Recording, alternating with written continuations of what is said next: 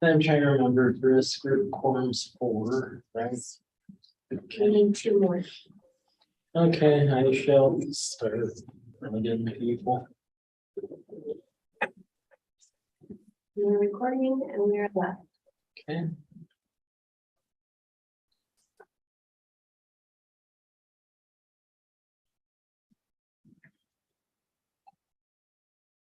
There we got one. Okay, good. That's who I was gonna text. Okay, let me text you. And I know Kyle's driving over here, so I'll make one because I was talking to him earlier. I'll see if I can get one more that I'll answer.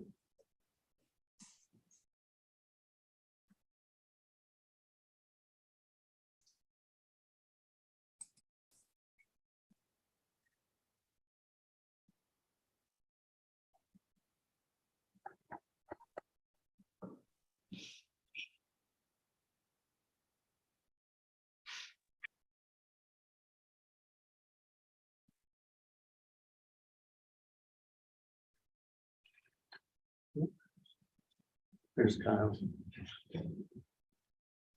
There's one. Okay, awesome. I have Kyle listed as an text issue. Oh, yeah, we changed it very so. Yeah, because he has one of them below. Right. We have 4.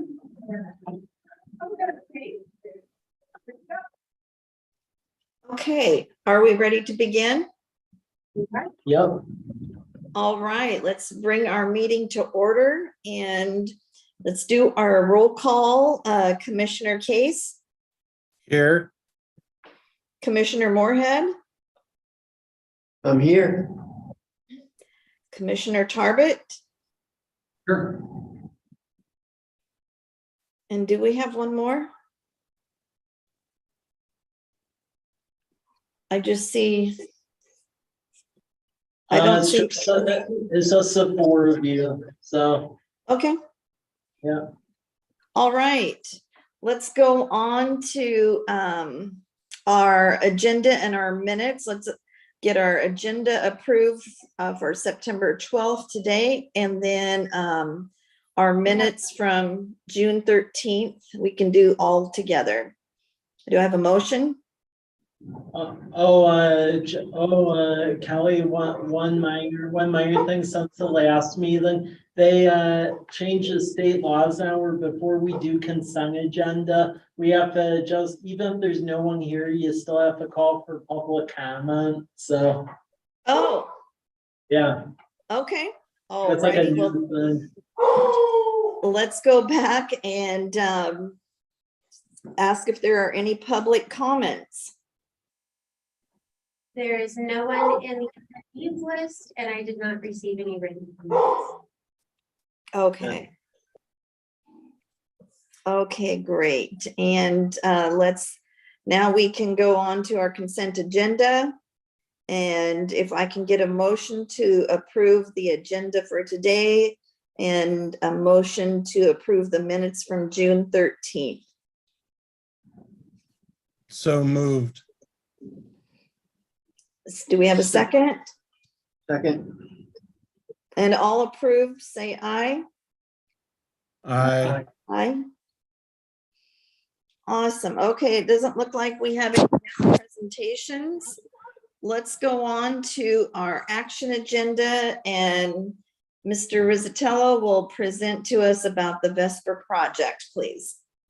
Okay, thank you. So as you all recall, about 2 years ago, you all helped pass the Downtown Catalyst Incentive, and that allows where a development project, initially it was that they had to do residential and commercial. Then we changed it to either, because one of our big issues, especially in the evening hours, is that we really don't have a built-in customer base downtown, and that's shooting ourselves in the foot as far as getting a lot of smaller businesses here, make it walkable.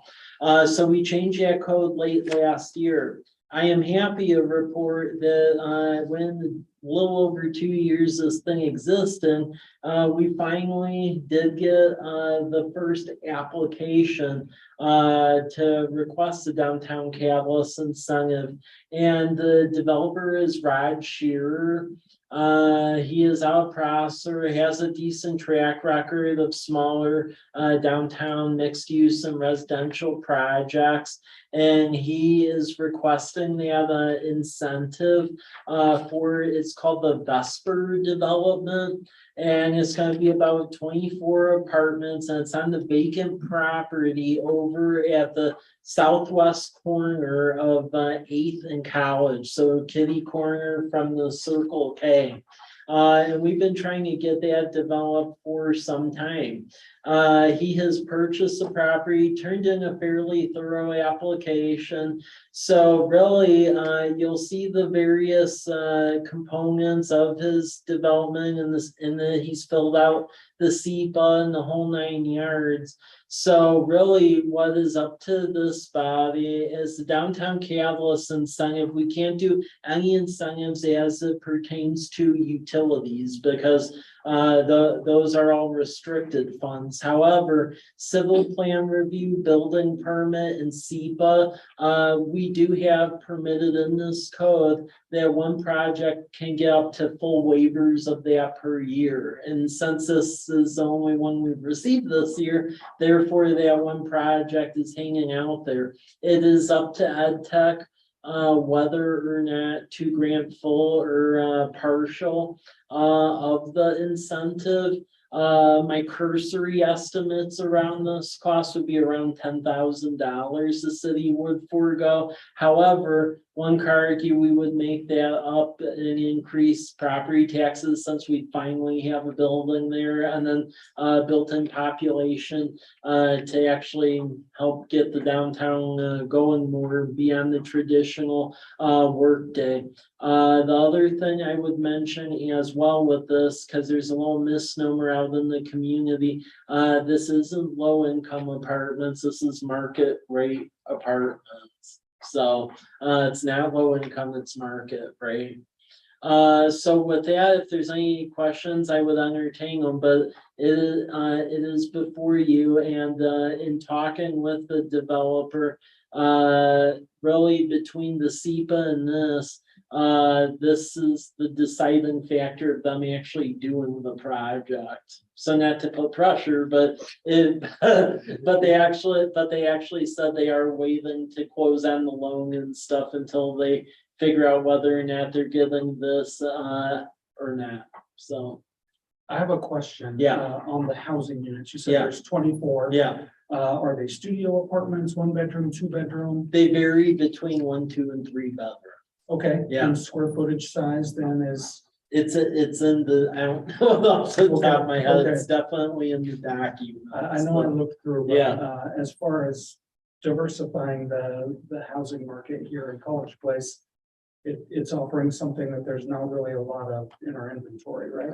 Correct, because I mean, while the housing stock in this city is about 50% rental, 50% owner occupied, the issue is that it really jumps from like either like little small studio ADUs up to larger stuff. There isn't a spectrum. And then there's also a lot of formerly single family homes that are now rentals, like where I used to just live at. So this does help fill that gap. And we don't really have, beyond the multifamily development up on the hill, heading toward Walmart, we don't really have a ton of it in the downtown at all. It's 15 1 bedroom, Yeah. 1 bath, and 9 2 Yeah. bedroom, 2 bath. Yeah, Okay. You said 8 in College. yeah, the vacant lot. What do they do for parking? The parking, they're gonna have some of it incorporated within the project itself, and then beyond that, they are gonna have like a use agreement with us for some spots here that we're working on for the nighttime hours. And then we're currently discussing with them some options for that shared downtown lot stuff we're gonna be doing with the tax increment financing work we'll be working in. There's 22 spots on the site at the building for parking.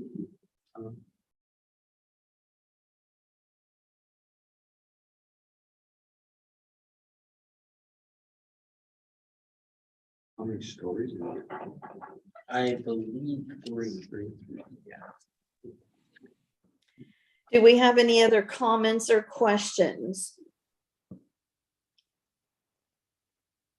Yeah, it's a 3-story. Yeah,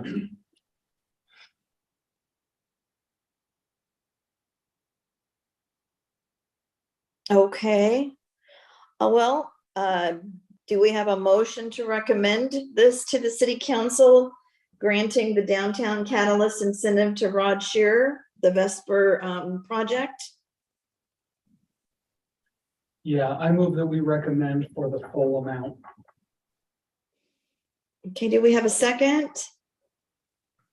Second. All right, all in favor, say aye. Aye. Aye. Awesome. Sounds very good. Okay, let's go on to our staff reports. We'll begin with Mr. Rizzatello and our 2023 to 2028 capital facility plan, Yep. the early draft. Thank you. So as you all know, every year we do the capital facility plan and it goes for 6 years. So the first year is more in concrete that encapsulates what we're trying to budget for, get grants for, so on and so forth. Last 5 years really are for planning purposes, and what that allows us is that as grant opportunities arise, sometime we're able to bump stuff up or move things around dependent. Now, this year in general, I will caution everyone that we're gonna have to be a lot more nimble, and the prioritization schedule that we've always worked on, where we have the high priority, medium and low, that's gonna become especially important this year, because inflation's killing us. Because relative to the past years, I mean, we had inflation hovering around the 9%, and then that Bureau of Labor Statistics calculator just to cover ourselves. So we didn't bury ourselves. I have it projected similar for next year based on what it said. So if you look at this compared to other capital facility plans of the past, you'll see dramatic escalations where it's like, hey, what's going on? And that's why, because in this environment, we're trying to project worst case realities. Now, if the worst case realities come to bear, I will say that high priority stuff, we'll do our best to occur. Everything else, we'll just have to roll with the punches and see what we're able to do, and be perfectly honest, because of what's going on. So I'll briefly touch over the high priority stuff. You can look at the items and the booklets you didn't have time to go to that full effect yet, and I wanted you to start taking a look at this just due to the price escalations. I felt it important to get out in front of everyone early. So as you know, we have it broken out generally by department, and then Public Works is broken up into several departments just because they have very disparate utilities running underneath it. So with the administration and community development, naturally, we're trying to get the AV system in here, which needed to have a pretty significant redesign to it because of some cost changes and some of the raw materials for it. So I thought that was likely going to go down this year. I believe it's going to go a little bit into next year. So we're outlaying an amount for that. Bring the presentation up Oh, on the screen. oh yeah, could you click on the, yeah, thank you. And then we'll just go over it as we get into the departments here. So for administration, we have this 700,000 in there. to finish up AV system, council dais, making us council chamber basically within the current decade. So, and this, basically, you used to have some technology reserve in it. Once the, ARPA stuff came out, this was in the prioritization list for ARPA. So there's that. The next one, and you'll see that this has been punted out some just since the AV's taken longer. Until we get the AV in here, it doesn't make a whole lot of sense to start completely ripping up the Sally port and stuff when we're still doing heavy work in here. So there is a place mark of 100,000 to finish up some 100% architectural engineering, because as you all know, we are deficient in office space here. I mean, right now the mayor doesn't even have an office in here.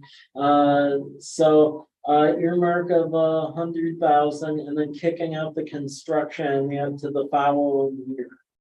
Another thing we have listed, and this one's a medium priority. So again, getting into, we'll see how stuff goes with inflation as we get closer finalizing the budget, is municipal campus ADA sidewalk compliance. Over years, we've tried to get some grants for it. I believe we will be successful. We do need to get on that because some of the ramps around the immediate municipal campus do not meet ADA. So we do need to get on that. And then the other stuff for City Hall is as the years go by, as we can find funding, to be perfectly honest. Now going next to the fire department, which is under the red type. The regional fire training tower, that is complete. The 3 agencies are utilizing it, so that's good. We have a 5-year outlay on that. We've already paid year 1. So very similar to the pool contributions we did about 6 years ago. This follows a similar type formula. So basically contributing on that for the next 4 years and then it's paid off. Other items we will try to attempt to do next year is there is a staircase on the exterior of the fire department that needs to be replaced because it's rotting essentially. That had to get kicked out, just lack of contractors wanting to do the work and supplies. So that had to get punted.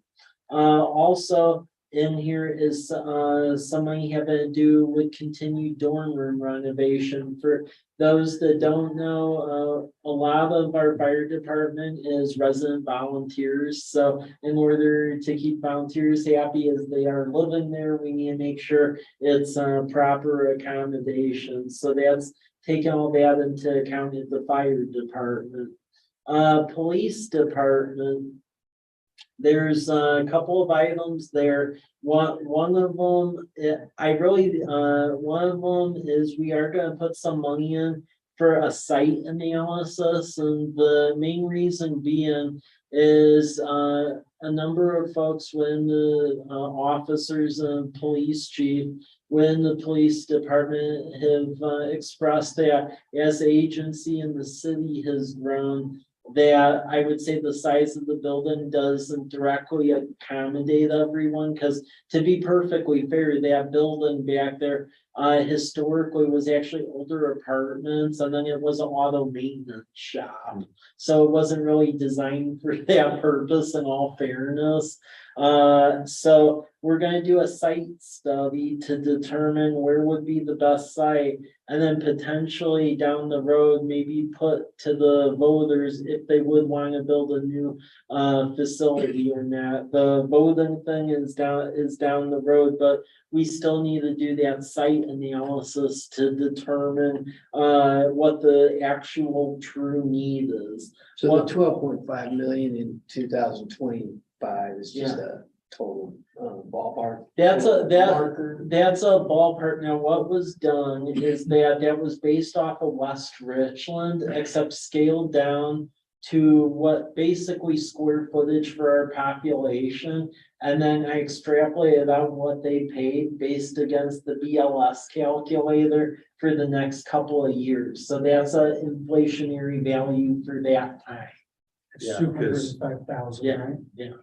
Well, no, the 200, no, look at the next Oh, one on the sorry, next yeah. page. So the The reason, 12.5. yeah, so what that 205,000, what that is for, is that, what I'll say is if the feasibility, if that study shows that they don't need newer space or, in general, that's a miscalculation, there is severe improvement that needs to happen over in the current police department, because there's one half of their HVAC system has failed and there's other components there. We don't really want to throw out that outlay though, if we're gonna be building a new building though. So really, it's doing that site study first, and then if that hits a brick wall, we're gonna have to make a expense out at the existing one. But if it shows that, that there is a need for that newer one, then that will just be put to voters after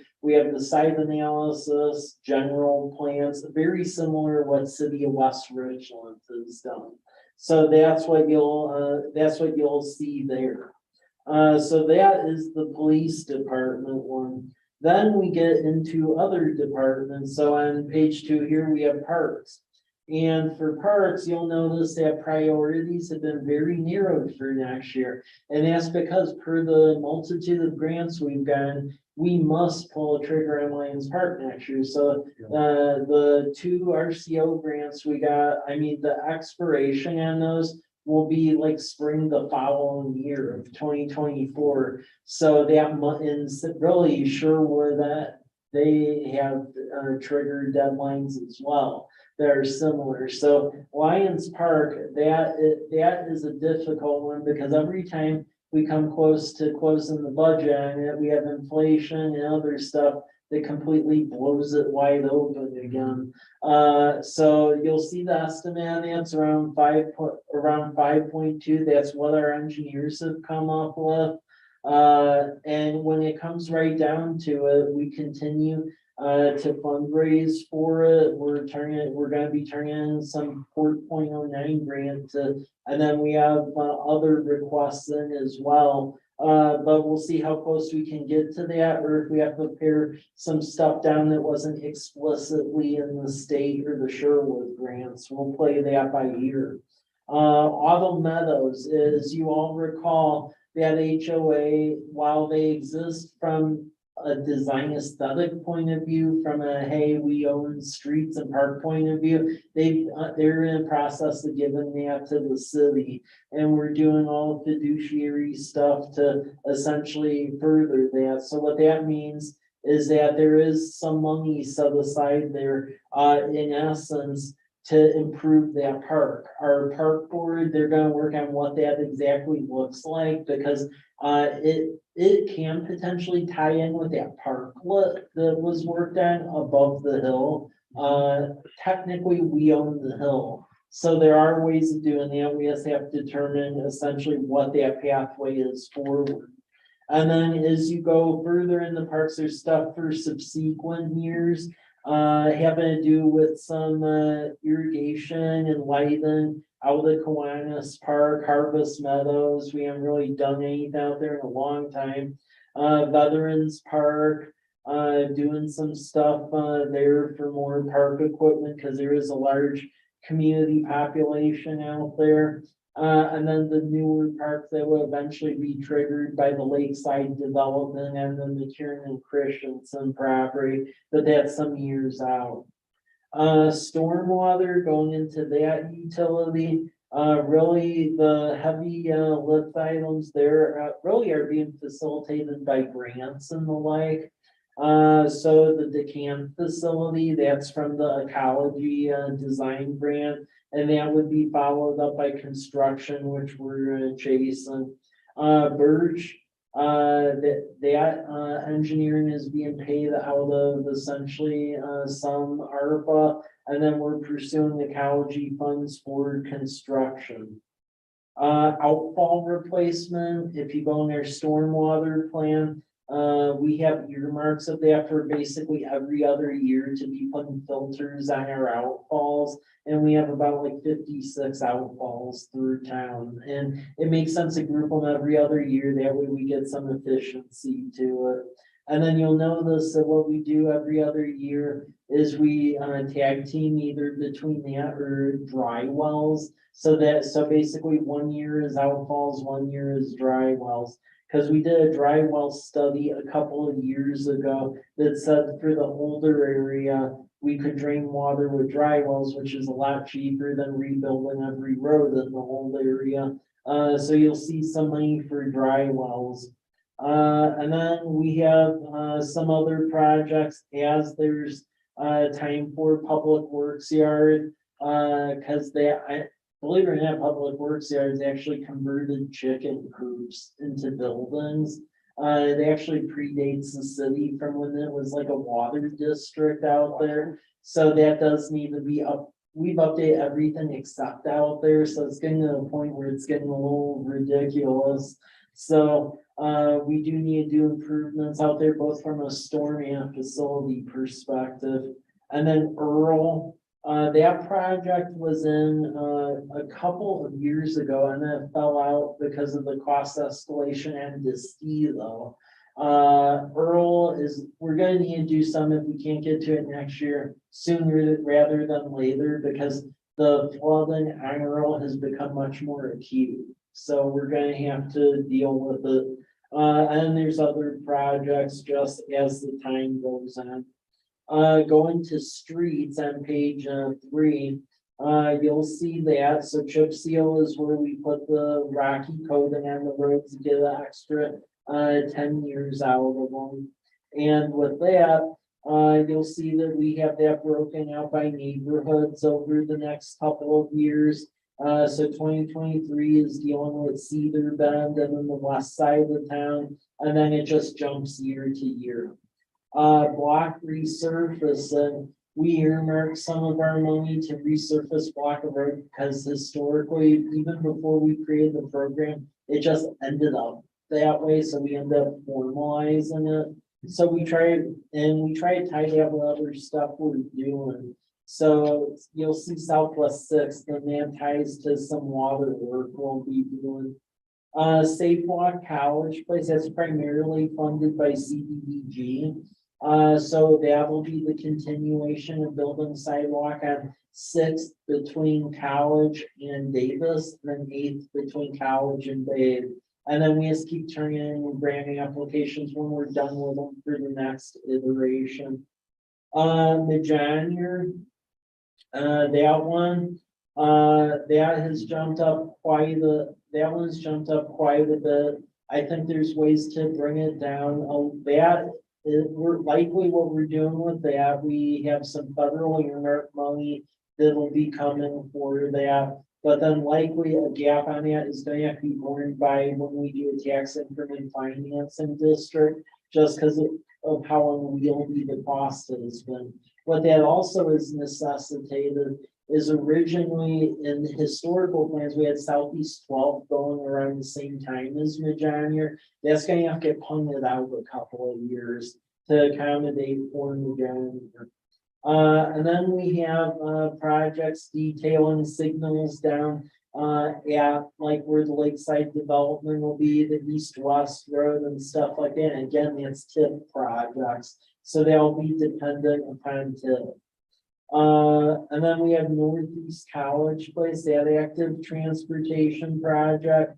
And that we put in a TIB grant for that, and that will dovetail with what Walla Walla is doing, because they're talking, I've heard in Walla Walla, they're gonna convert roads to where it's basically 3 lanes, so traffic lanes with a turn lane. Well, we're gonna need to do that in our block portion, otherwise you're gonna have 3 going to 4 going to 3, and it won't make any sense. And some lights will go in there, and then improvements at the public works yard, detailing the whole chicken coop experience that exists out there.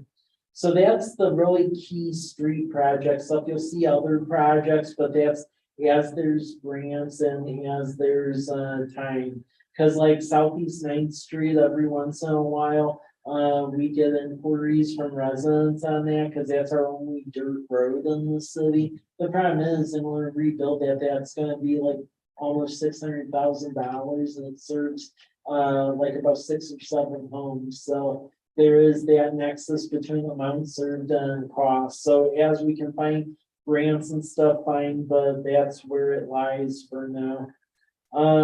Now going into wastewater on page 5. The big heavy lift is the wastewater treatment plant. We are in talks with Walla Walla about regionalization and other ways to hopefully bring the costs into a more affordable means. I will caution though, the phase 1, we're gonna have to do some semblance of phase 1 essentially. If we were to do full phase 1 is about 26 million bucks. We're hoping that we can get Ecology to work with us. That remains to be seen. We do have a funding commitment offered from them. But again, the majority of it is a loan, and a loan is a loan. It's not a grant. They conflate the two, but a loan's a loan. So that is problematic. So we're gonna try to work on that.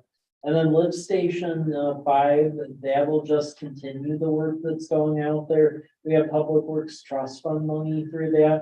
And that's just a old lift station. It's like in a coffee can contraption that needs to be modernized so you can actually get into it, and that so we don't have someone sue us for falling in the coffee can. So that's the wastewater projects, and then the water projects. We recently redid our water system plan that was adopted by council, and in there. They have high priority water main replacements to keep our water loss down, and also replace pipes that are not in good condition. So you'll see estimated places where we would do that. And you'll see the 6th Street project that's actually in there, and that ties with the block replacement. So we're doing both at the same time. There's other stuff as well. So well, number 7, we have some trust fund money to do engineering, and we continue to look for other money to make it a reality, and that's to get a new well. So with all wells, the wells we've been talking about the last several years, the sad part about it is that only caught us up to what we had. So before the 2 wells failed about like 5 years ago, we got 2 replacement wells. However, we now had growth in population, so we're still at a handicap. So well, number 7 will get us put in a more, I would say, sustainable trajectory from water supply. Western College Place water storage tank. That details having to get additional water capacity for the western areas of town. And we have some Public Works Trust Fund money to make that a reality on the engineering side. We'll continue to lobby for the construction. And then the transmission main and connect it all. And then there's other projects over the subsequent years as money becomes available. But you'll see inflation has done a number on this, where I mean the totality across all agencies for next year, if we did everything, would be just over 39 million. So again, as we're locating grants and as we're doing things, that prioritization is going to become ever more important as we get through this. And you'll see it for the next 6 years. And then the last column is our best guess as far as proportional breakdown of where the money is coming from. We are in the early stages of this, so it is subject to change. This will go before a vote of you all, typically at the November to the December meeting. But I want to get this out ahead of time so you have awareness of it and can review it. So with that, I've talked a lot during this one. So is there any questions or comments or items? The real impact, the heavy hitter is the 26 million for Yeah. the wastewater treatment. It is, and And I mean, the thing, like the 26 million, yeah, phase one, we're trying to get some semblance of a reprieve of them. I'm not gonna candy coat, there may be a very well likelihood we may need to do the phase one just because of the way ecology is behaving.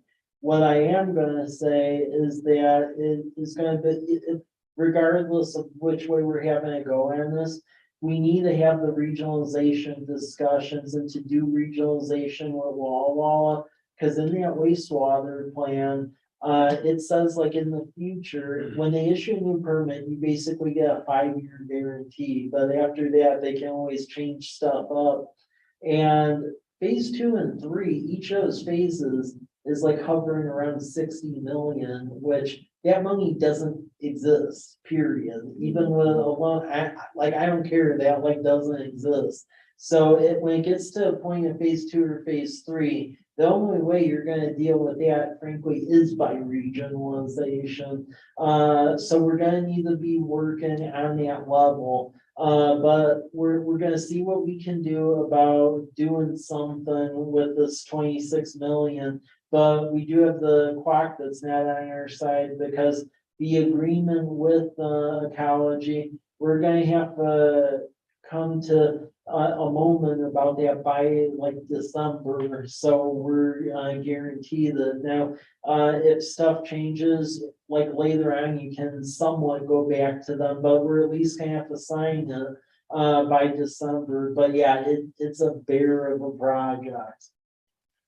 And is the port involved in that too? I hear them talking about this issue, but are they engaged at that level, or they're just encouraging the cities to work together? They're encouraging the cities to work together. They aren't really in it at the granular level. They're in it from the stance of, hey, we want essentially some guarantees that we're able to bring down costs at up at the business park. I would say though, really where it's getting to is ecology needs to be like reined in, frankly. So there needs to be a legislative effort on that effect by anyone and everyone.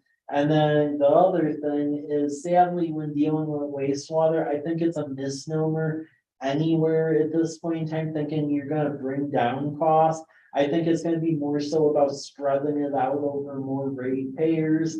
So I think for this, because Walla Walla, they're gonna be made to do other stuff too. So it's gonna be more so about trying to spread out over more people, so that way you're lessening the burden of all this to everyone. What are the odds that the city really spends $8-9 million on the Majanian thing? The Majanier thing, I mean, really, it depends.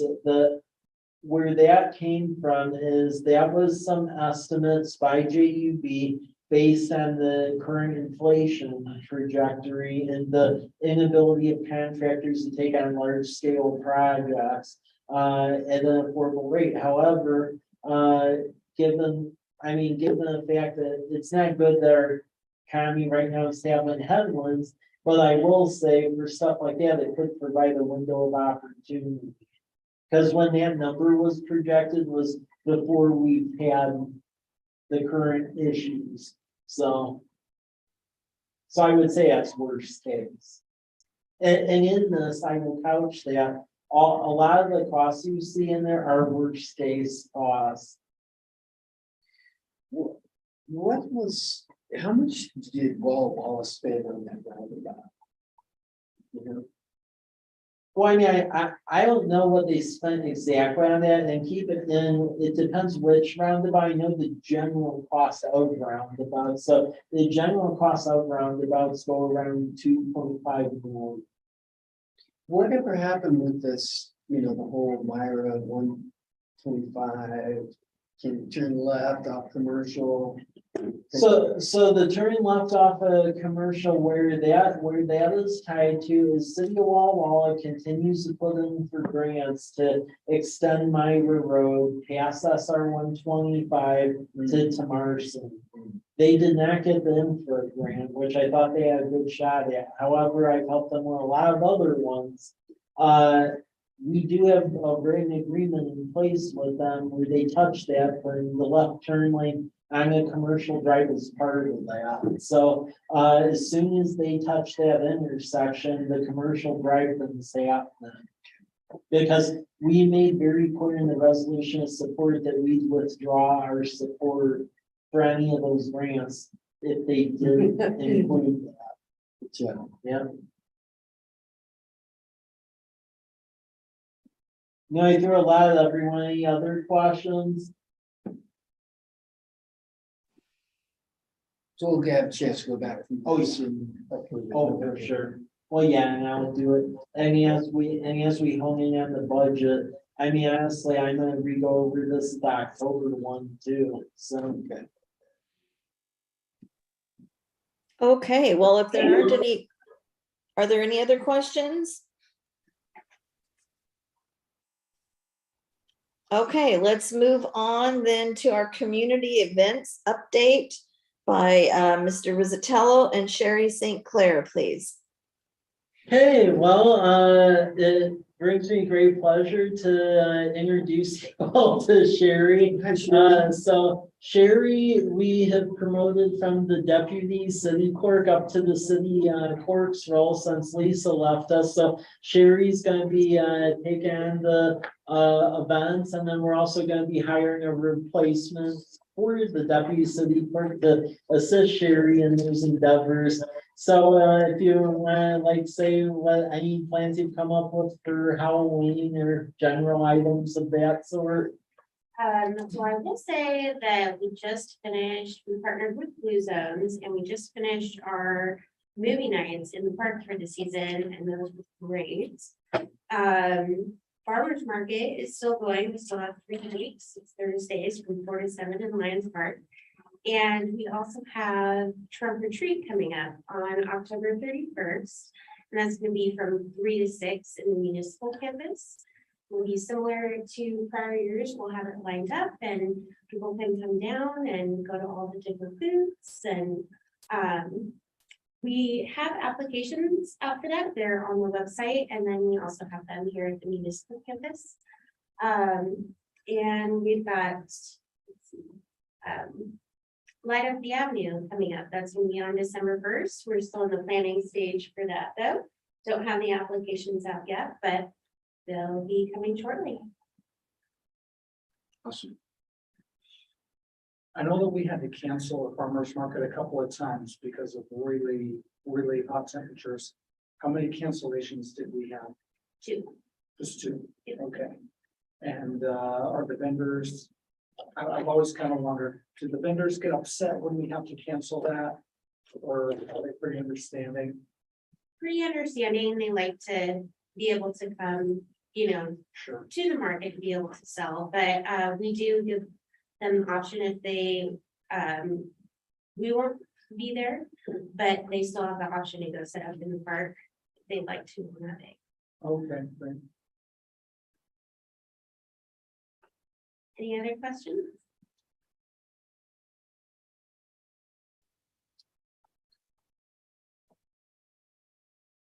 We can't hear you. Let's move on. Excuse me. Shall we move on to our development tracker with Mr. Rizzatello? So the development tracker, if you click on the document, I'll briefly go over stuff as it stands. So gas station, I've been in talks with Circle K, where they've sent their main real estate person out here looking, and they are looking to get some going at Myra, either Myra and 12th or out in the Meadowbrook area. So that's looking to be more solid lead. So more to come on that. Chipotle, you see the building there, they are gutting it. So Chipotle is going to be one of the tenants. However, one thing that's interesting, I thought I knew who the other tenant was, and I'm thinking the other space is going to be for I think they're shopping around for the other tenant, because I know this is a sign saying that was put up this weekend saying that they were looking for another like leasee on there, so I don't think it's who I thought it was, but nonetheless, Chipotle is stripping the old Chase Bank building. Burger King, we continue to work through the changes with them. They're trying to resurrect the old plans that initially were mothballed off the Tri-Cities vendor, and now it's franchisee out of Zilla that's trying to take the lead on that. Next. Is there a site on the Burger King? Yeah, next to Aspen Dental. There's actually like a vacant pad site right by Tim Arson, so that would be that one.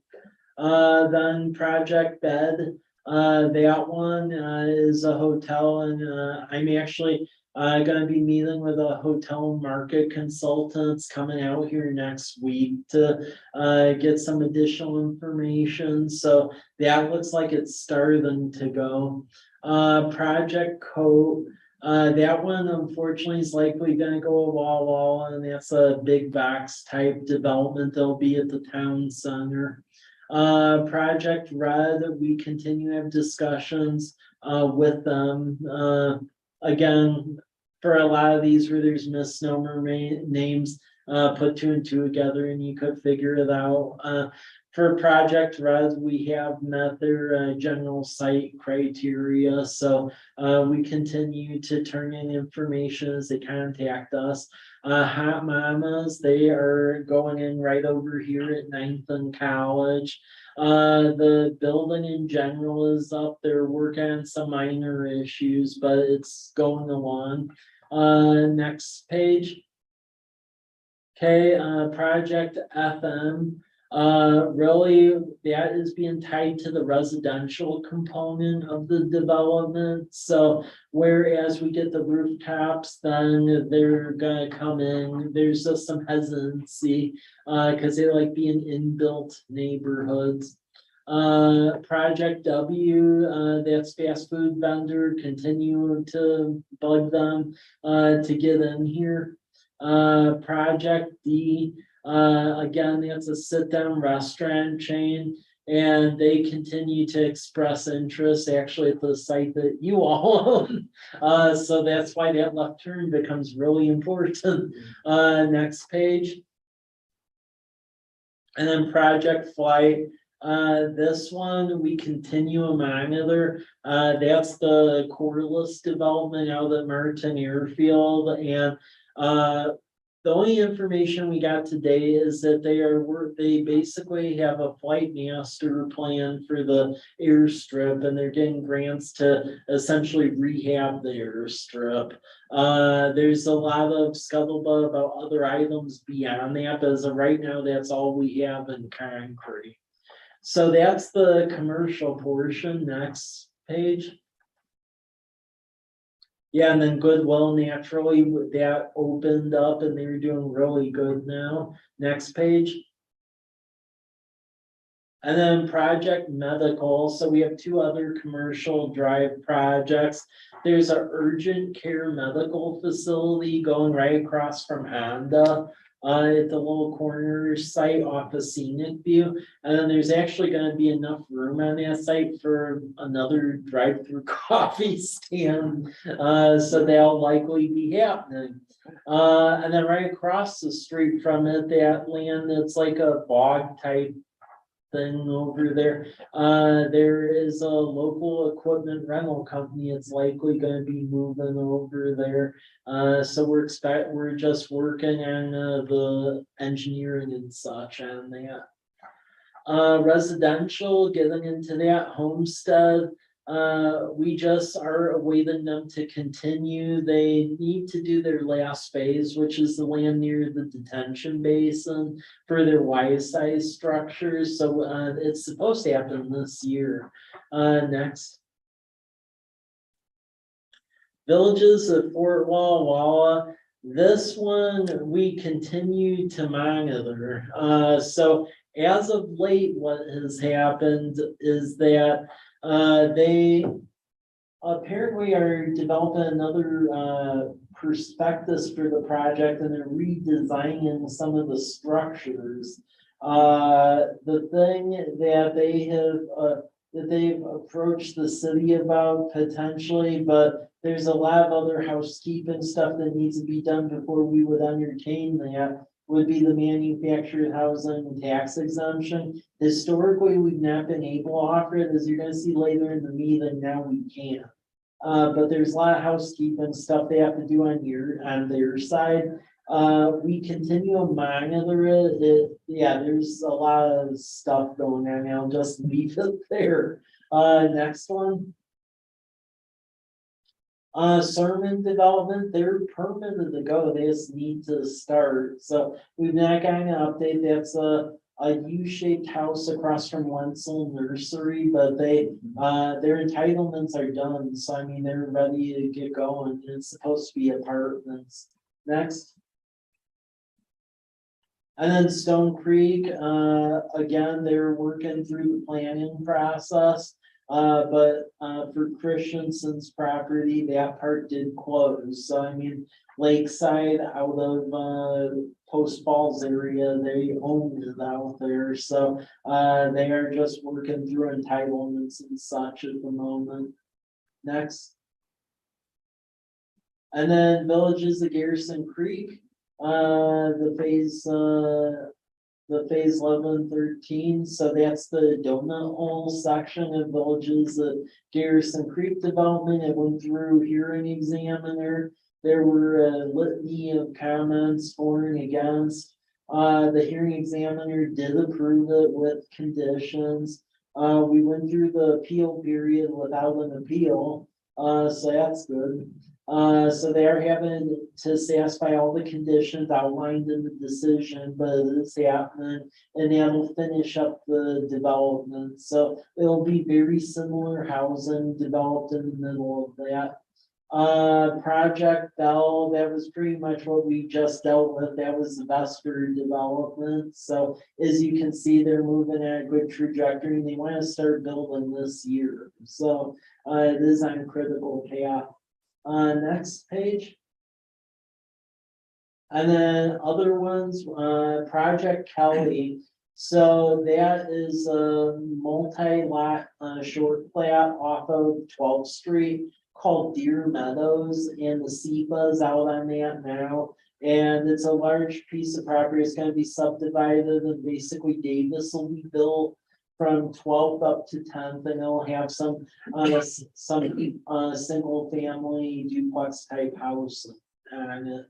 And then Whispering Creek, that's the Priest development off of 8th Street. They're finishing up their last house in there, and then they'll be fully built out. So that is the pipeline of projects right now. Any questions?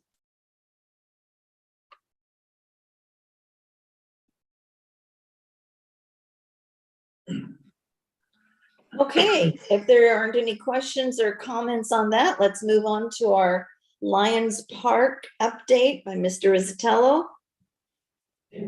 Thank you. So I included the engineer's estimate. And you can see when you go to the last page, like how expensive it is. I mean, without the full contingency, you have 5.2, it shoots up well past that. With an excessive contingency, again, we're gonna do our best to fill the holes in the budget, but it very well come down to, I know because this is like a town square park, everyone wanted everything in it, but we're probably gonna have to whittle this thing down to bare essentials on the grants. So that's what we'll do. We are with the engineering, they are proceeding up to 100%. We have that done this fall. We were waiting on RCO to finally approve cultural resources work, so we could get our third grant contract for LWCF. It sounds like they finally got around to approving cultural resources finally, so we'll get that. And what we're gonna try to do is bid this thing in the winter, hoping we can get better pricing, and then just go to town on this next spring and summer. But regardless, the plan is once and for all to get this thing done somehow and move on. I will be upfront that this will likely necessitate moving farmer's market for a year, like my guess, likely Kiwanis Park. It will just be a year though, because otherwise that become very tenuous trying to do that in the middle of a construction zone. So that's the update I have on Lions Park. Any questions? Is the Creek Pond excavation for $250,000-ish absolutely necessary? So that one actually is, the main reason being is we got ecology grant money to deal with that, because believe it or not, that pond treats stormwater on 12th. So the entirety of 12 from Myra Road all the way at large drains into that. So we have like a major drainage issue where we aren't treating any of it. So a large reason why we got ecology grant money is for that. So we're stuck on that part. What is a jellyfish filter vault? That is the wonderful stormwater requirements we have to follow, because we are under that Eastern Washington Stormwater Manual. So essentially what they're having to do, because of the immense amount of stormwater going in there, is they're gonna have to put like all these like filter boxes and stuff to filter the water going into Garrison Creek, because essentially you have the entire area on top of the bluff, from Fort Walla Park all the way to Village Adventist Church, and all of it drains into the park. Yeah, Thank you. yep.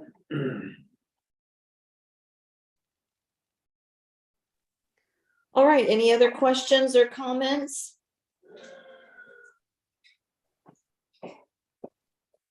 Okay, let's move on to our multifamily tax exemption by Mr. Rizzatello. Okay, so with this one, Sherry, if you could click on the GIS, the document labeled GIS. So as I alluded to earlier, up until the last 2 years, we were not able to offer the multifamily housing tax exemption. Previously, it was for communities above 20,000 or a county seat, or a county above 100,000 population. When they ran through a lot of that missing middle housing code changes statewide, they changed it, but only for a brief period, and it has a sunset to it. So and it's a little known provision where they changed the definition of what a city is. And it went from where it was outlined, as I previously mentioned, to they added a subsection that just said, and anyone else that doesn't fit this, until 2026. And we only found out about it accidentally a couple months ago at the conference. So what we have to do if we were to offer this is you have to develop areas where potentially it could be used as, so very similar to tax increment financing. So you can't just offer it in general, you have to have certain areas where it can be applied. And it's either areas where potentially there's access to transit, it's walkable areas, it's near employment, or it's near downtown nodes, or anything that's can be denoted as like an activity node. You'll see that one of the things the state has done, which makes it nice and simple, is they actually do have a draft ordinance now where you basically fill in the name of the city and you're pretty much good to go, unless the local jurisdiction has other changes to it. So that's included in your agenda packet. This map is my first stab at areas where potentially this may be unusable. Now, please keep in mind that for these geographical areas, just by drawing them in the area, it doesn't mean you're carte blanche approving the project. It would still have to go through an entitlement process, going through this commission, planning commission, and then ultimately city council. These are just areas where we think it would actually be meaningful. So you'll see a lot of it hovers around College Avenue, because that is a downtown node. As we previously mentioned, we're trying to get in a population center that could support having small business along here. So you'll see it up on North College, the main downtown part of the college, and then even south of Mid-January on Mike's part, the commercial part. Main reason being is that the back part of that parcel does have some can accommodate some multifamily stuff. So that can play along.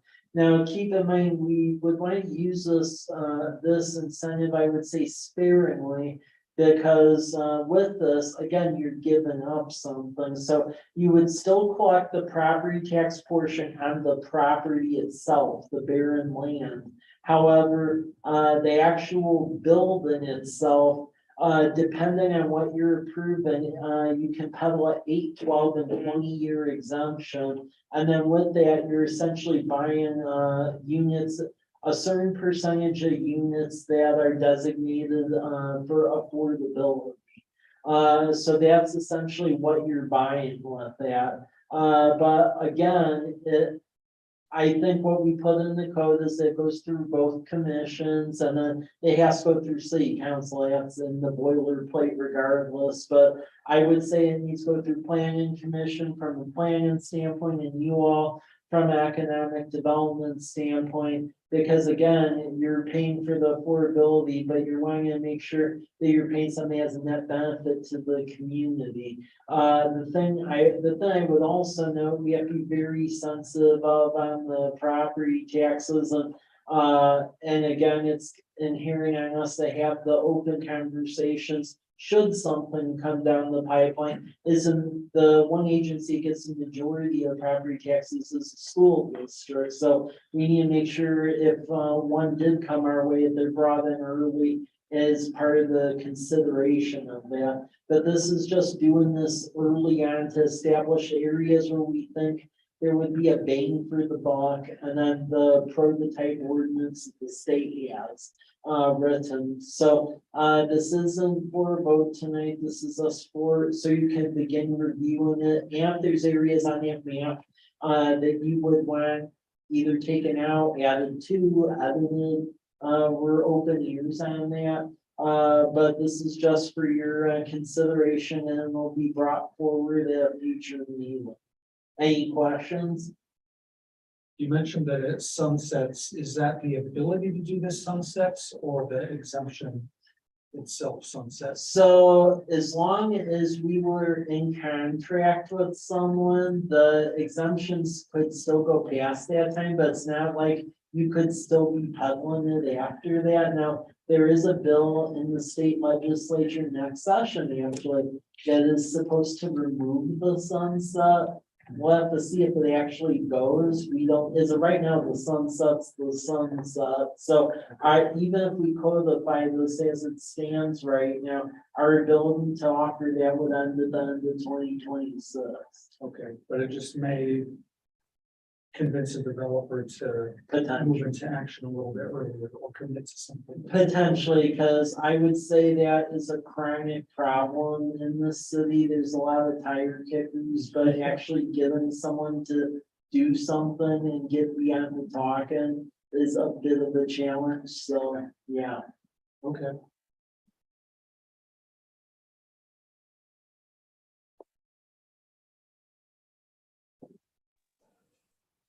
All right. If there are any more questions or comments on the multifamily tax exemption, we will move on and go into our closing items, and our next meeting will be Monday, October 3rd, 5 p.m. And I think we're ready to adjourn our meeting. Do I have a motion? Motion to adjourn. And a second? Second. And all in favor, say aye. Aye. Aye. All right, thank you very much, guys. Thanks. Thanks.